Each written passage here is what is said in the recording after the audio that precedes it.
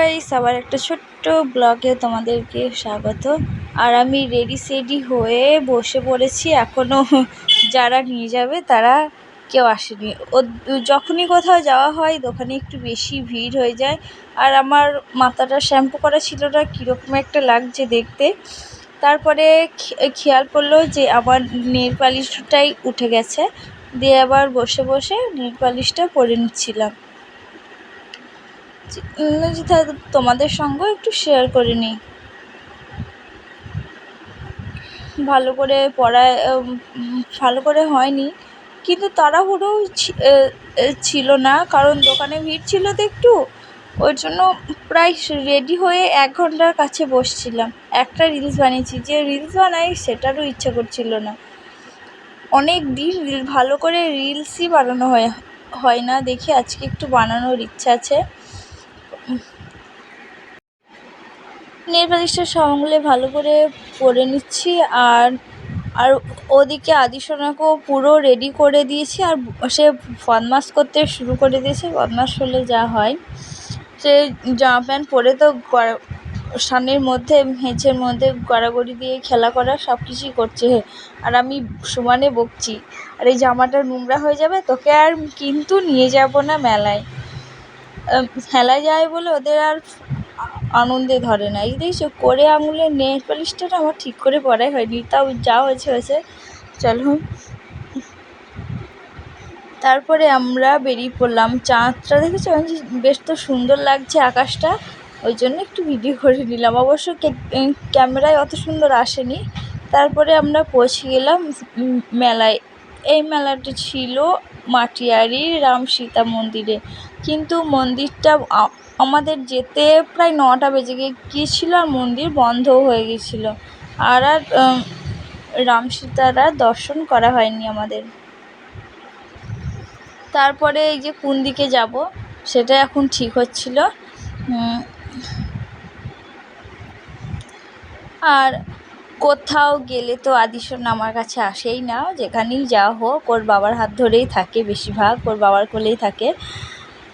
এই দিকে আমার ছেলে ভীষণ স্মার্ট আছে, মাকে একদম বেশি ডিস্টার্ব করা যাবে না, কারণ এগুলোতে ঠিকই আছে, সবসময় বাবাকে জ্বালাতন করে। বাড়িতে তো সারাদিন আমাকেই করে, কোথাও যাওয়া আসা করলে একটু তা বাবাকে করে, ওইটাই ঠিক। তারপরে আমরা সোজা চলে গেলাম নাগরদোলার কাছে।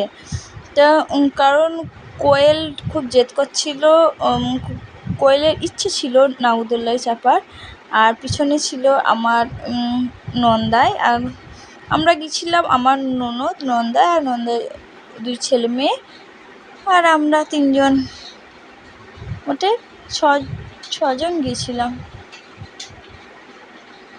6 জন বলছি, দেখো মোটে 7 জন গিয়েছিলাম আমরা। তারপরে ওরা চেপে পড়েছিল, এইটাই আমি চাপিনি।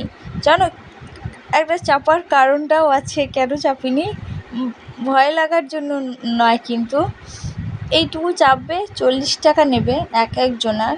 আমি 40 টাকায় আমার 20 পিস ফুচকা হবে। আমি ওই টাকাটা ফুচকা খাবো, ফুচকা তো এমনিই খাওয়া হয়, আমি ওই টাকাটায় ফুচকা খাবো, আমি তো ওই চাপবো না। দিয়ে আমরা কেউ আমি চাপিনি, আদির বাবা চাপিনি, আমার তার ননদের মেয়ে চেপেছিল, ওদের ওই যে আদিকে নিয়ে চেপে পড়েছিল, তোমরাই চাপো। ওদের এইগুলো দেখে তারপরে আবার এই যে তারপরে ফুচকা খেয়ে তারপরে এইসব খেলনা দোকানে কোন খেলনাটা নেবে বলছি, এগুলো নিয়ে এর মধ্যে একটা, এত খেলনা দেখে ওরা পছন্দ আর হচ্ছে না কোনটা নেবে। আর ওর বাড়ি করতে এত খেলনা হয়ে গেছে না, সব এখানে ওখানে ঘোরাঘুরি দিচ্ছে খেলনায়, দোকান হয়ে যাবে আর একটা যা খেলনা হয়েছে। তাও সেই আমি তাহলে এই গাড়িগুলো নে, এইগুলো নে, ও না।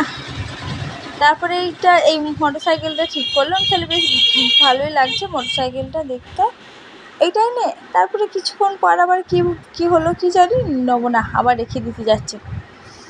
যে কিচ্ছু নিতে হবে না, দিয়ে কিছুই কিনে দিইনি, কিচ্ছু কিনে দিইনি ওকে। আর এরকম ওরাই 2 ঘন্টা কাটিয়ে দিয়েছে ওই দুটো ছেলেতে। আমার ননদের ছেলেটাও ছোটো, আদিসোনার থেকে মাত্র 10 মাসেরও বড়।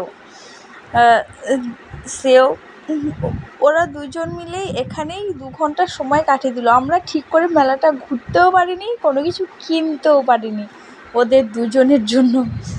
তারপর এখানেই চলে গেলাম চাউমিন খাওয়ার জন্য। ফুচকা খাওয়া আমাদের আগেই হয়ে গেছে, আর ভিডিও করা হয়নি।